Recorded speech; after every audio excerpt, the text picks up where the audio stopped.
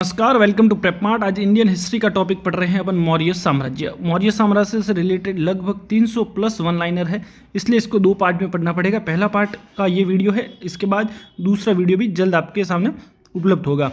तो चलिए शुरू करते हैं। अपने दोस्तों के साथ इस वीडियो को जरूर शेयर कीजिएगा और आप भी तैयारी कर रहे हैं तो ये आपके लिए बहुत ही इंपॉर्टेंट रहने वाला है।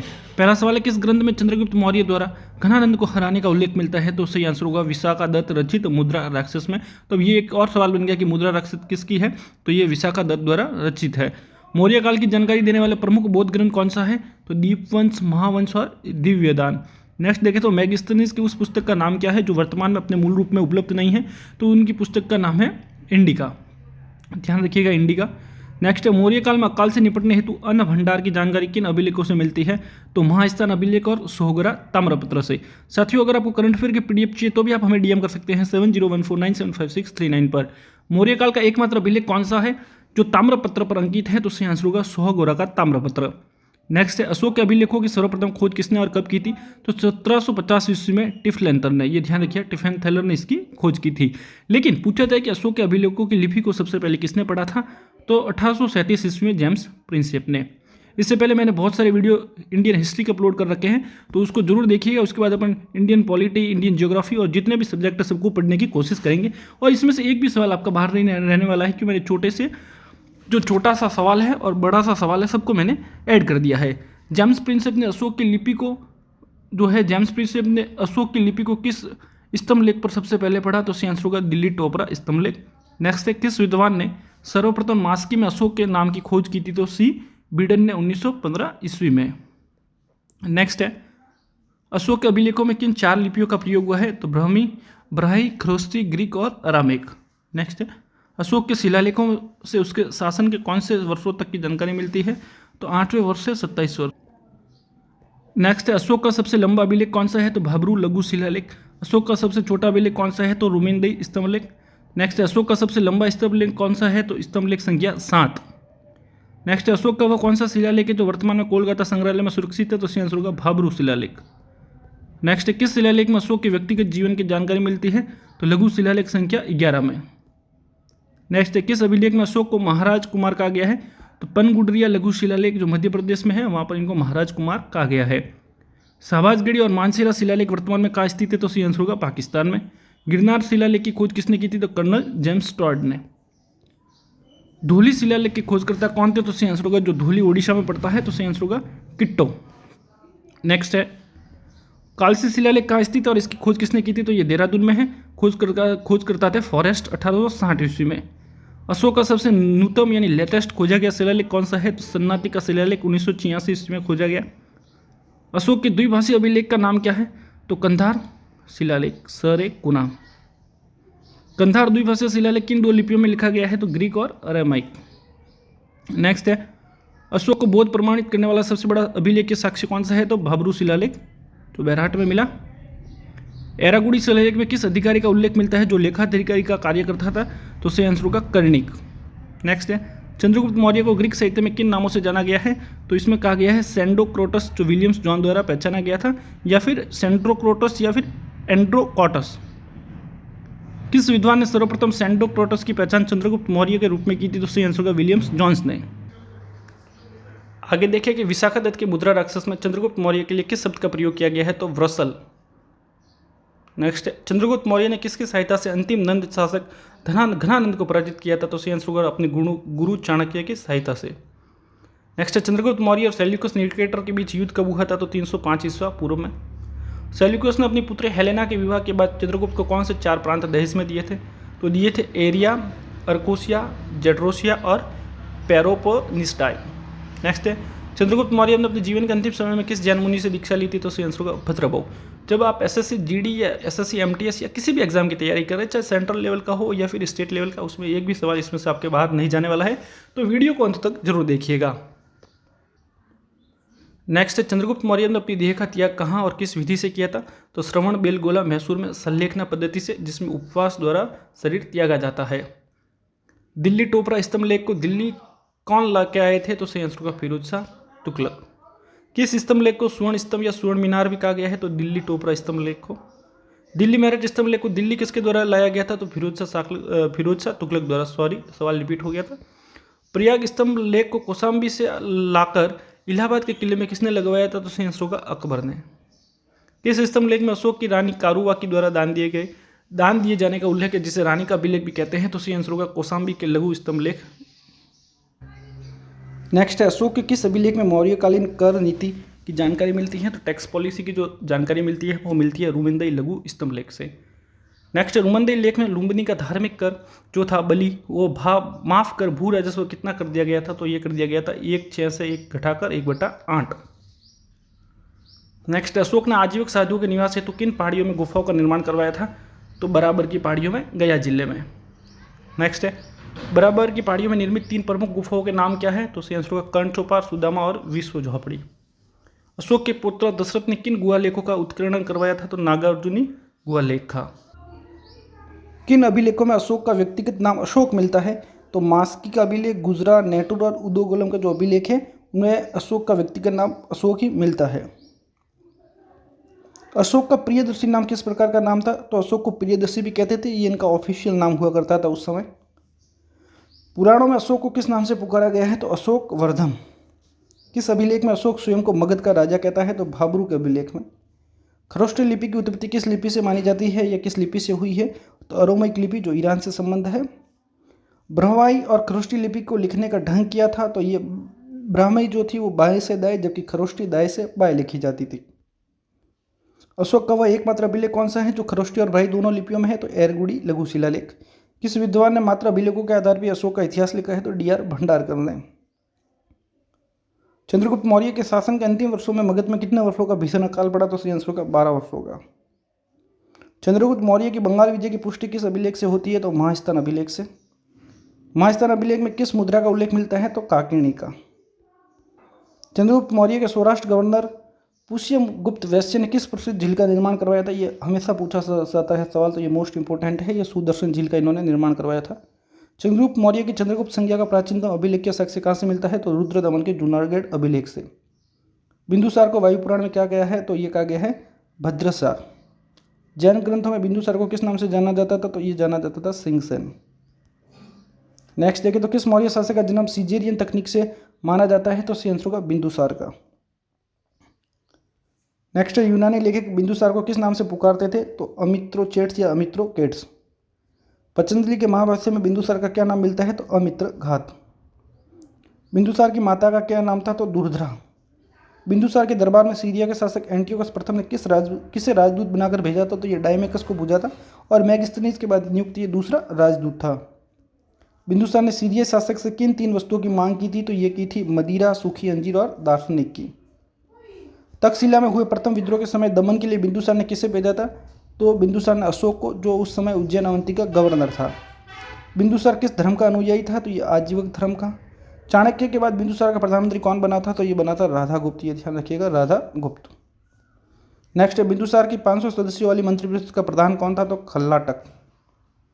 अशोक का विधिवत राज्याभिषेक कब हुआ था? तो ये 269 ईसा पूर्व में। किस अनुश्रुति के अनुसार अशोक ने अपने 99 भाइयों की हत्या कर सिंहासन प्राप्त किया था? तो सिंहली अनुश्रुति है महावंश की, उसके अनुसार अशोक ने अपने 99 भाइयों की हत्या कर सिंहासन प्राप्त किया था। किस आजीवक मुनि ने भविष्यवाणी की थी कि अशोक राज सिंहासन पर बैठेगा? तो पिंगल वत्स जो जीव थे उन्होंने इसकी घोषणा की थी। अशोक को मगधाधिराज किस अभिलेख में कहा गया है? तो भाब्रू शिलालेख में कहा गया है। किस लेख में अशोक को राजा अशोक कहा गया है या रानियों कहा गया है? तो अशोक का कंगनहली लेख में। साथियों, एक भी सवाल इससे बाहर नहीं जाएगा, तो इस जरूर मौर्य साम्राज्य की मेरे इस वीडियो को अंत तक जरूर देखिएगा। किस अभिलेख में अशोक ने स्वयं को राजा अशोक कहा है? तो गुर्जरा अभिलेख में। ये एसएससी जीडी एसएससी एमटीएस के लिए तो बहुत ही महत्वपूर्ण रहने वाला है।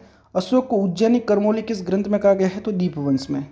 साथियों, जो डिस्क्रिप्शन में हमारे एप्लीकेशन का लिंक दे रखा है, वहाँ से आप एसएससी जीडी एसएससी एमटीएस या कोई भी एग्जाम की टेस्ट सीरीज खरीद सकते हैं। हमको एक बार पेमेंट करना है, उसके बाद आपको सभी टेस्ट सीरीज मिलने वाली है। बौद्ध ग्रंथों के अनुसार अशोक की माता का नाम क्या था? तो सुभ्रांतांगी।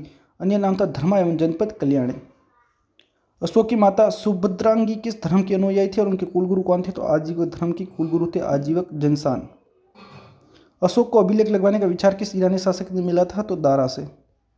अशोक के अलावा किन अन्य शासकों ने देवनानी पीरियड की उपाधि धारण की थी? तो इसके सही आंसर होगा उनके पुत्र दशरथ। श्रीलंका के शासक तीस और प्रथम अजातशत्रु ने। राजतरणी के अनुसार अशोक ने किस नदी के किनारे श्रीनगर की स्थापना की थी? तो सही आंसर होगा वितस्ता यानी झेलम नदी के किनारे। अशोक ने नेपाल में कौन सा नगर बसाया था और उसकी पुत्री चारुमती ने वहाँ क्या बनवाया था? तो अशोक ने ललित पतन नगर बसाया और चारुमती ने वहाँ पर देवपतन बनवाया। राज्याभिषेक से संबंधित किस लघु शिलालेख में अशोक ने अपने को बुद्ध शाक्य कहा है? तो सही आंसर होगा मास के लघु शिलालेख में। अशोक ने कलिंग पर आक्रमण कब किया और इसका वर्णन किस शिलालेख में मिलता है? तो राज्याभिषेक के 8वें वर्ष यानी 261 ईसा पूर्व में, और इसका वर्णन मिलता है 13वें शिलालेख में। कलिंग युद्ध से पूर्व अशोक किस नाम से विख्यात था? तो चंडाशोक।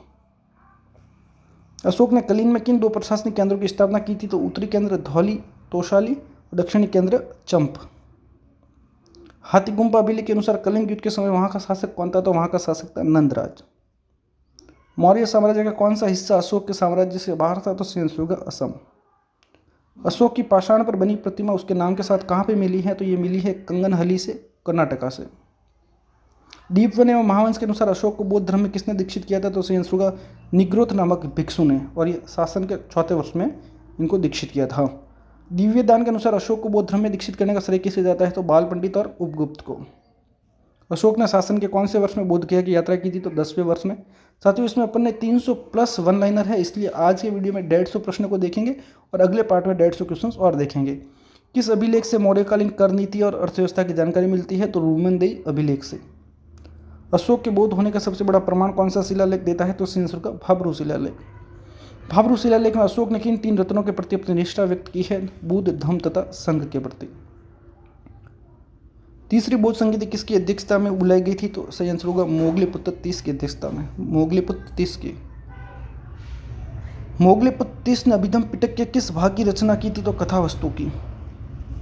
अशोक ने धम्म की परिभाषा किस बौद्ध ग्रंथ से ली है? तो राहुलावाद सूत्र। अशोक का धम्म मूलतः किस प्रकार का धर्म था? तो ये उपासक बौद्ध धर्म। अशोक के किस स्तंभ लेख में धर्म की परिभाषा दी गई है, जिसमें पाप से मुक्ति, दया, दान, सत्य की बात की गई है? तो दूसरे एवं 7वें स्तंभ लेख में। अशोक ने राज्याभिषेक के किस वर्ष में धम्म महामात्रों की नियुक्ति की थी? तो अपने 13वें वर्ष में।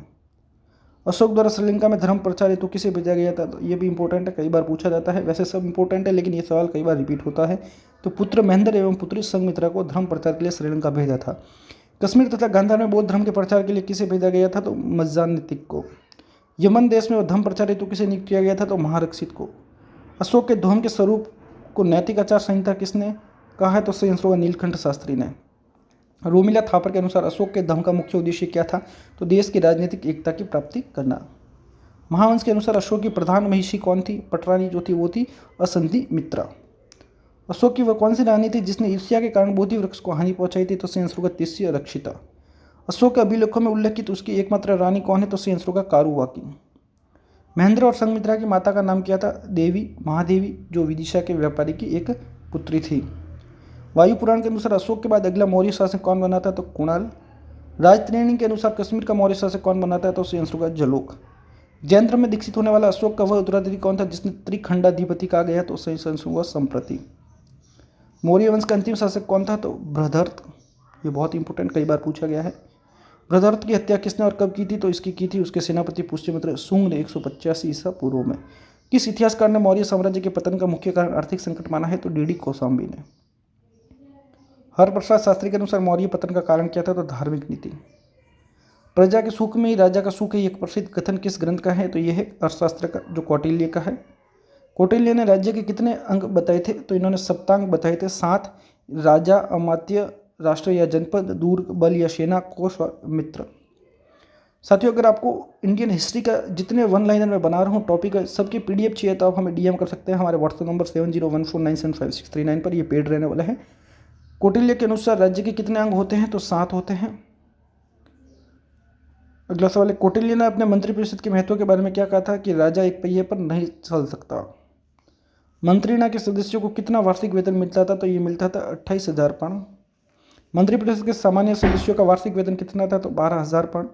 मौर्य काल में सेवकों और अंगरक्षकों का न्यूनतम वेतन क्या था? तो 60 पाउंड वार्षिक। मंत्रिणा परिषद में प्राय कितने व्यक्ति होते? तो सही आंसर होगा 3-4। अत्यंत विश्वसनीय जो व्यक्ति होते थे वही इसमें शामिल होते थे। अशोक के अभिलेखों में मंत्रिपरिषद को क्या कहा गया है? तो ये कहा गया है परिष। कर्मचारियों के नकद वेतन का सुझाव देने वाली पहली पुस्तक कौन सी थी? तो सही आंसर होगा अर्थशास्त्र। राजा की सहायता के लिए 18 उच्च पदाधिकारियों के समूह को क्या कहा जाता था? तो यह कहा जाता था तीर्थ या फिर महामात्य। मंत्रियों की नियुक्ति से पूर्व उनके चरित्र की जांच को क्या कहा जाता था? तो यह होता था उपधा परीक्षण। अर्थशास्त्र में तृतीय श्रेणी के पदाधिकारी को क्या कहा गया है? तो यह कहा गया है अध्यक्ष। यूनानी स्रोतों में इन्हें मजिस्ट्रेट भी कहा गया है। मुद्रा एवं टकसाल के अध्यक्ष को क्या कहते थे? तो लक्षणाध्यक्ष। ये इंपॉर्टेंट है, ध्यान रखिएगा। मुद्रा का परीक्षण करने वाला अधिकारी होता था रूपदर्शक। सीताध्यक्ष किस विभाग का प्रभारी होता था? तो राजकीय कृषि विभाग का जो प्रभारी होता था वो सीताध्यक्ष। व्यापार एवं वाणिज्य के अध्यक्ष को कहते थे पणियाध्यक्ष। मापतोल के जो अध्यक्ष होते थे वो होते थे पोतवाध्यक्ष। खानों के अध्यक्ष को कहते थे आकराध्यक्ष। तो ये बहुत इंपॉर्टेंट है परीक्षा की दृष्टि से, एक भी सवाल इसमें से बाहर नहीं जाएगा। कताई बुनाई के अध्यक्ष कौन थे? तो उस समय थे मौर्य साम्राज्य में सूत्राध्यक्ष। पासपोर्ट अधिकारी को मौर्य काल में क्या कहा जाता था? मुद्राध्यक्ष। नौसेना के अध्यक्ष को कहते थे नवाध्यक्ष। राजस्व का संग्रहकर्ता कौन होते थे? तो इनको कहते थे समाहर्ता। राजकीय कोषाध्यक्ष को कहते थे सन्निधाता। बहुत ही इंपॉर्टेंट है साथियों। फौजदारी न्यायालय के न्यायाधीश को कहते थे प्रदेष्टा या कंटक शोधन न्यायाधीश जो होते थे प्रदेष्टा। दीवानी न्यायालय के न्यायाधीश को कहते थे व्यावहारिक धर्मस्तरीय न्यायाधीश। अगला सवाल, युद्ध विभाग के मंत्री को क्या कहा जाता था? ये कहते थे सेनापति। उद्योग धंधों के प्रधान निरीक्षक होते थे उनको कहते थे क्रमांतिक। सेना की सामग्री जुटाने वाले अधिकारी को क्या कहते थे? तो इनको कहते थे दंडपाल। और अंतपाल का मुख्य कार्य क्या था? सीमावर्ती दुर्गों की रक्षा और मार्गों की सुरक्षा जो सुनिश्चित करते थे उनको कहते थे अंतपाल। आज अपन 150 क्वेश्चंस को देख रहे हैं, उसके बाद और अगले वीडियो को देखेंगे। नगर के प्रमुख अधिकारी को क्या कहा जाता था? तो नागरिक। और राजकीय आज्ञाओं को लिपिबद्ध करने और कागजों को सुरक्षित करने वाले अधिकारी होते थे प्रशासता। तो साथियों ये 150 क्वेश्चन जो आपने इस वीडियो में देखे, जो नेक्स्ट 150 क्वेश्चन है मौर्य साम्राज्य से रिलेटेड कुल 300 सवाल, 300 से ज़्यादा ऑनलाइनर बन रहे हैं। तो अगले 150 क्वेश्चन अपन नेक्स्ट वीडियो में देखेंगे। चैनल पर नए तो एक बार सब्सक्राइब जरूर करें और अगले वीडियो के लिए हमारे साथ बने रहें। धन्यवाद।